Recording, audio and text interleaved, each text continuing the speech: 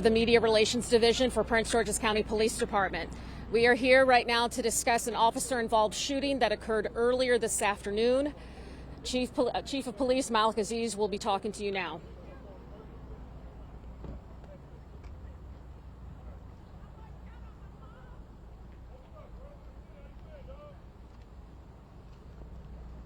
Good evening.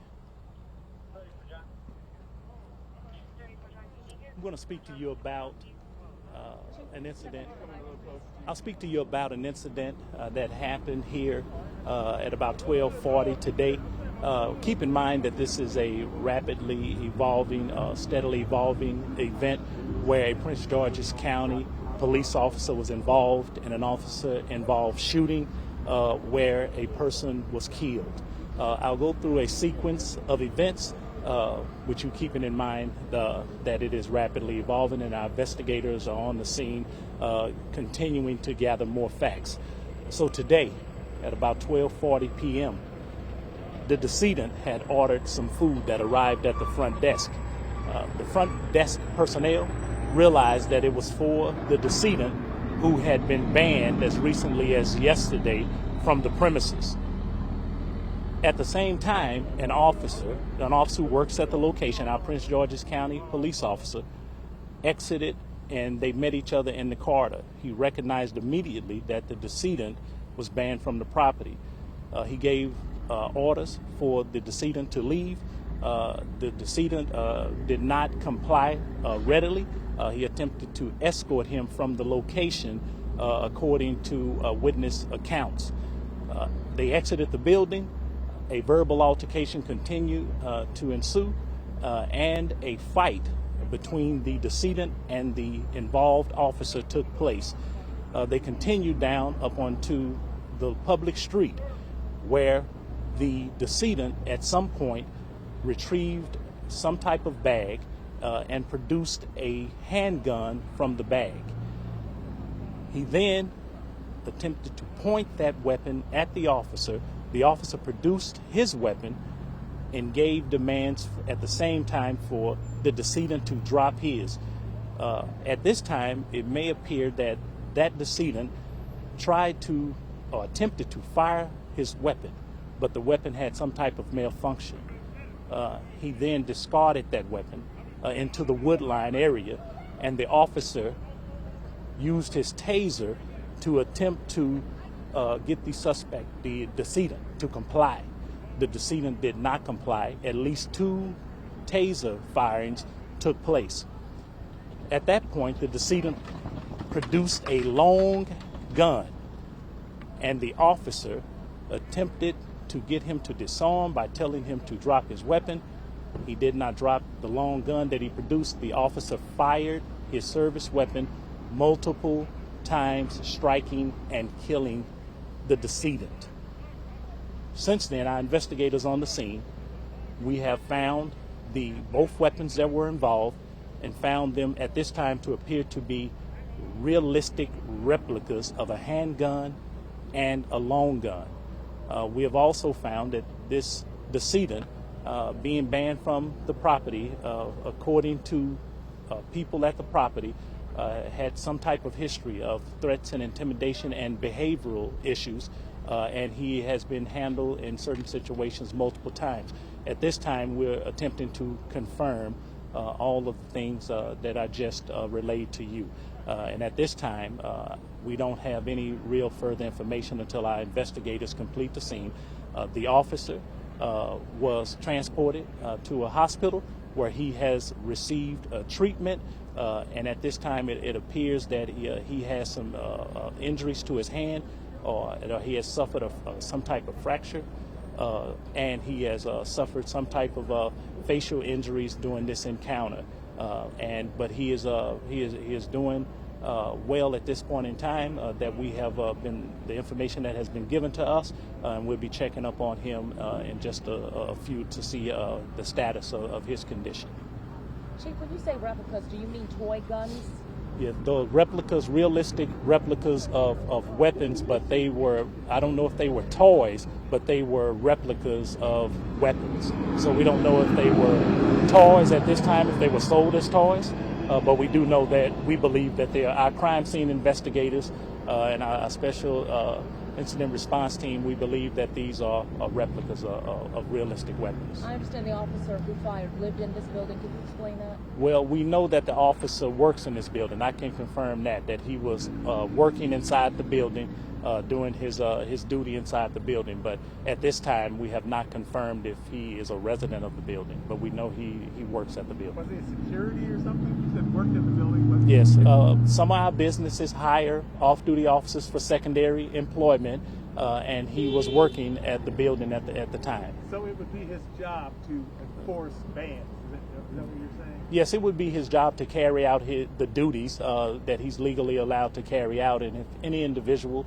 has been banned or trespassing, or any orders have been given to any business or residential community, then he would be legally obligated to carry out those orders. So, Chief, was he on duty or off duty? How would you characterize this? Well, anytime you're involved in an incident and you're wearing our uniform, and you get involved in one of these accidents, then we would believe that that officer is working, and so that's why we're here now. Had he called for backup before the shooting? It happened so fast, and our understanding of things right now, as we know them now, that he did not have time to actually call for help. Other people called 911 for this incident. And he alerted us in a way that you would alert other personnel that he was having some difficulties and he needed some assistance. So was this man taken out of the lobby of the apartment building, or was he taken out of an apartment?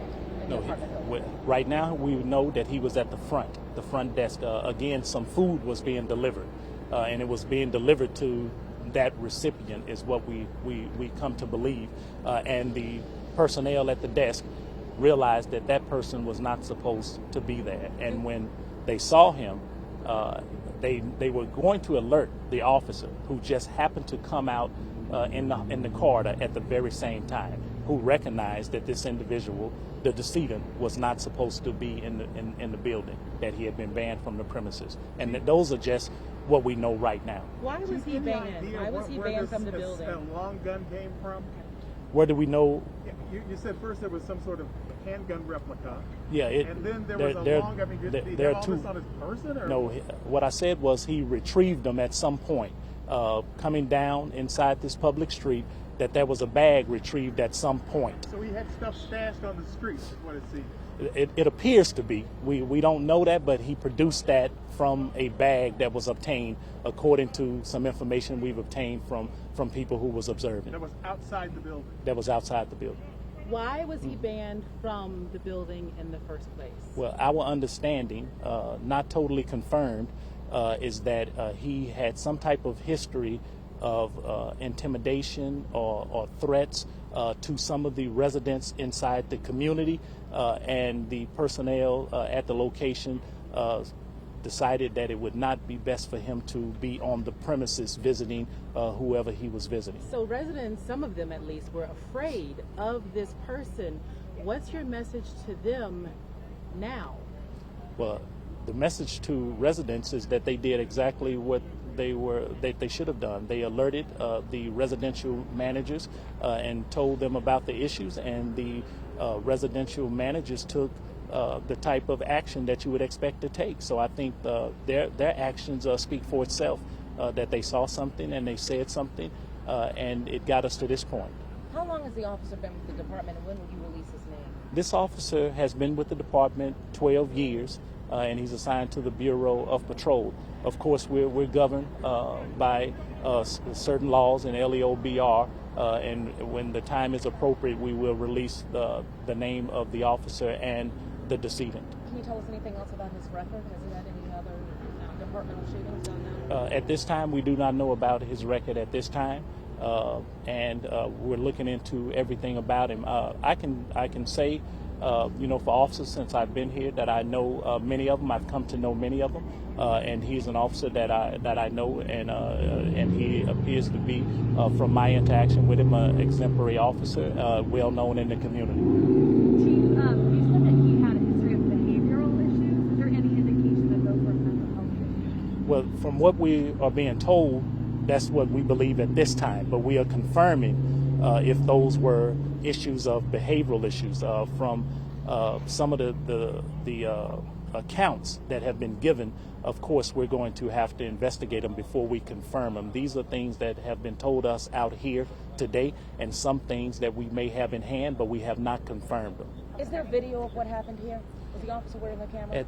At this time, that's being investigated, and we do not know. The officer left the scene when we arrived, and the investigators have spoken with him at this time, but we don't have that information now. I'm sure that we'll update that as the hours and the days go by. One final question. We had residents saying that the officer was engaging in a kind of fight with the resident, that they went out, the resident had time to take off his shirt and say, we're going to fight. And that was why I was asking the question about whether he called for backup and if that happened. Yeah. And tell me where you all are on that.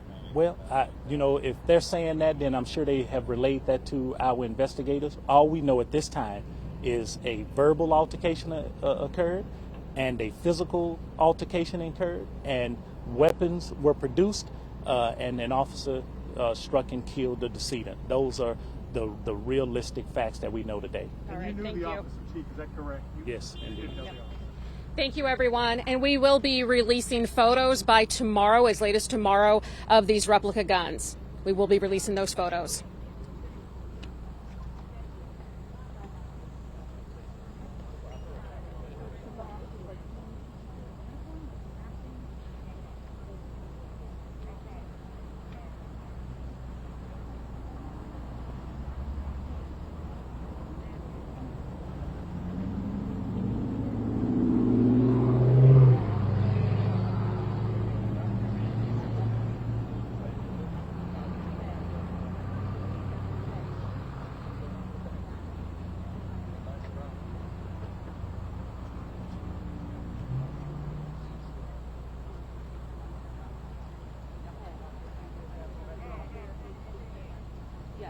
You gotta get all that.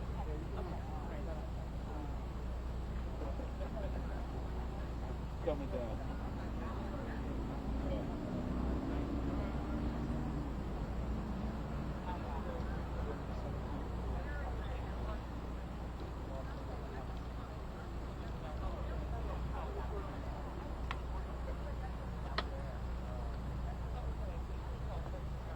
Still hot? You're good. No, man.